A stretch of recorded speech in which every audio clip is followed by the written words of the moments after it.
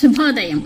పోలాల అమావాస్య రోజున పోలాంబ వ్రతంలో అమ్మవారికి ప్రత్యేకంగా నైవేద్యం పెట్టే కొట్టెక్కు బుట్టలు తిమ్మనం తయారు చేయ విధానం తెలుసుకుందాం. కొట్టెక్కు బుట్టలు పనస ఆకులతో కుడతారు. కావలసిన పదార్థాలు: పనస ఆకులు, సన్నటి వెదురు పుల్లలు. ఒక్కొక్క బుట్ట కుట్టడానికి 4 పనస ఆకులు తీసుకుని అడుగు భాగం వెడల్పుగా ఉండేటట్లుగా, పైభాగం సన్నగా వచ్చేటట్లుగా వెదురు పుల్లలతో కుట్టి బుట్ట తయారు చేసుకోవాలి. అందులో మినపప్పు, బియ్యం రవ్వతో చేసిన ఇడ్లీ పిండి వేయాలి. ఈ ఇడ్లీ పిండిని ముందు రోజు సాయంత్రమే సిద్ధం చేసి పెట్టుకోవాలి.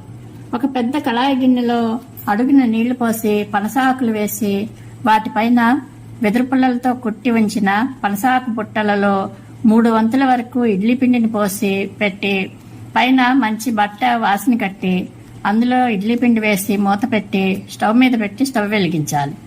వాసనలో వేసిన ఇడ్లీని వాసన పోలి అని అంటారు. ఒక పోలి ఉడికిన తర్వాత రెండవ వాసన పోలి వేయాలి.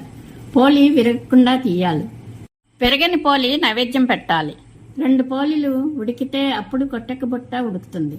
స్టవ్ ఆఫ్ చేసి ఉడికిన బుట్టలను పళ్ళెంలోకి తీసుకోవాలి. కొట్టెక్కు బుట్టలు సిద్ధం. ఇది కొట్టెక్కు బుట్టలు తయారు చేసే విధానం. ఈ విధంగా చేసిన బుట్టలు వారం రోజుల వరకు పాడవకుండా ఉంటాయి. పూర్వకాలంలో ఏదైనా ఊరు వెళ్లేటప్పుడు ఇలా కొట్టెక్కు బుట్టలు చేసి ప్రయాణంలో మార్గమధ్యంలో తినడానికి పట్టుకునేవారు. ఇక తిమ్మనం తయారు చేసే విధానం చూద్దాం. తిమ్మనం అంటే పాలు, కొబ్బరి కూరు, బియ్యం పిండి, బెల్లంతో చేసే పాయసం. ముందుగా ఒక గిన్నెలో నీరు పోసి స్టవ్ మీద పెట్టి స్టవ్ వెలిగించి నీళ్లు మరిగాక బెల్లం వేసి, బెల్లం కరిగాక అందులో బియ్యం పిండి వేసి ఉండలు కట్టకుండా కలయబెట్టి అది ఉడికిన తర్వాత అందులో కొబ్బరి కూర వేసి కలిపి అందులో కొద్దిగా పాలు, నెయ్యి వేసి యాలకుల పొడి వేసి స్టవ్ ఆఫ్ చేయాలి.